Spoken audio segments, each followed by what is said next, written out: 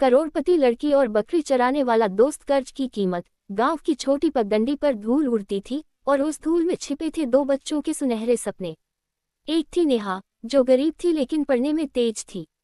दूसरा था राजू, जो स्कूल नहीं जा सका क्योंकि उसे अपने घर की बकरियां चरानी पड़ती थी। मगर उसके दिल में था सबसे बड़ा खजाना, नेहा की दोस्ती। मिट्टी से सुनहरी राह तक। राजस्थान के एक छोटे गांव खेजड़ीपुरा में एक छोटी सी झोंपड़ी में नेहा अपनी मां के साथ रहती थी। उसके पापा का साया उसके सिर से बहुत पहले उठ चुका था। उसकी मां दूसरों के घरों में काम करती थी। नेहा दिन भर स्कूल जाती, पढ़ाई करती और शाम को अपनी मां की मदद करती। गांव के ही एक कोने में रहने वाला लड़का था राजू। उम्र में नेहा से थोड़ा बड़ा लेकिन स्कूल से दूर। उसके पिता बीमार रहते थे और मां गुजर चुकी थी। वो बकरियां चराकर जैसे तैसे पेट पालता था। लेकिन राजू के पास कुछ खास था, नेहा की पढ़ाई में मदद करने का जज्बा। जब भी नेहा को पढ़ाई में दिक्कत आती, वो उससे कहानियां सुनाता, अपने अंदाज में गणित समझाता। एक दिन नेहा की फीस भरने की आखिरी तारीख आ गई और उसकी मां ने कहा, बिटिया, शायद इस बार तेरा दाखिला नहीं हो पाएगा। नेहा के चेहरे पर उदासी थी। राजू चुपचाप अपनी बकरियों को बेचने गांव के मेले चला गया। 3 बकरियां बिकी और मिले सिर्फ 1100 रुपये। राजू ने चुपके से वो पैसे नेहा की मां के हाथ में रख दिए और कहा, दीदी को पढ़ना चाहिए, वो एक दिन बहुत बड़ी बनेगी। 10 साल बाद 10 साल बीत गए। अब नेहा जैन एक बड़ी कंपनी की सीईओ, करोड़ों की मालकिन थी। उसके संघर्ष और मेहनत ने उसे शिखर तक पहुंचाया। लेकिन एक कोना उसके दिल में हमेशा खाली रहा, राजू का कर्ज। वो कभी उसे ढूंढ नहीं पाई। एक दिन उसे अपने बचपन के गांव खेजड़ीपुरा में एक एनजीओ का प्रोजेक्ट देखने जाना पड़ा। हेलीकॉप्टर से उतरी नेहा को गांव की वही मिट्टी मिली, लेकिन चेहरे सब बदल चुके थे। तभी दूर किसी पेड़ की छांव में कुछ बकरियां चरती दिखीं और एक पहचानता सा चेहरा।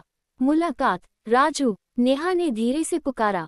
वो बकरियों को चारा डाल रहा था। उसके चेहरे पर अब झुर्रियां थीं, कपड़े पुराने और हाथ खुरदरे। राजू चौंका, नेहा को देखा और तुरंत पहचान गया। नेहा, तू यहाँ? हाँ, मैं तुझसे मिलने आई। तेरा कर्ज? नेहा, वो तो मेरा सौभाग्य था कि मैंने तेरी मदद की। कर्ज की कीमत? नेहा ने कहा, तेरी उन 3 बकरियों की कीमत आज मेरे लिए करोड़ों से भी ज्यादा है। मैंने आज जो कुछ भी पाया, उसमें तेरा हिस्सा है। राजू कुछ नहीं बोला। नेहा ने आगे कहा, मैं चाहती हूँ कि तू मेरे साथ शहर चले, तुझे एक बेहतर जिंदगी दूँ। राजू ने सिर झुकाया। नेहा, तू बहुत बड़ी बन गई, लेकिन मैं अब इस मिट्टी का हिस्सा हूँ। तो चल, इस मिट्टी में बदलाव लाते हैं। नेहा मुस्कुराई, तू बकरी चराता है, मैं बिजनेस करती हूँ। तो क्यों न बकरी पालन में ही एक क्रांति लाएं? राजू हंसा, तो अब तू सीईओ से बकरी मंत्री बन गई है। दोनों खिलखिलाकर हंस पड़े। गांव की क्रांति। नेहा ने अपने करोड़ों रुपये में से एक बड़ा हिस्सा गांव के विकास में लगाया। उन्होंने राजू ग्राम बकरी पालन मिशन की शुरुआत की। गांव की गरीब औरतों को बकरी पालन का प्रशिक्षण मिला। राजू गांव का प्रोजेक्ट डायरेक्टर बना। स्कूल के बच्चों को पढ़ाई के साथ साथ पशुपालन की जानकारी दी जाने लगी। गांव में मोबाइल क्लिनिक, वाटर टैंक और डिजिटल क्लासरूम खोले गए। नेहा अक्सर कहा करती, मैं करोड़पति हूँ, लेकिन इंसान बनाने वाला राजू है। अखबारों की सुर्खियां, करोड़पति लड़की ने लौटाया बचपन का कर्ज, बना दिया गांव को मॉडल गांव। बकरी चराने वाले राजू का नाम आज देश के किसान मॉडल में शामिल। राजू और नेहा की दोस्ती बनी इंसानियत की मिसाल। दिल का अमीर नेहा अब भी बड़े शहर में रहती थी, लेकिन महीने में एक बार जरूर गांव आती।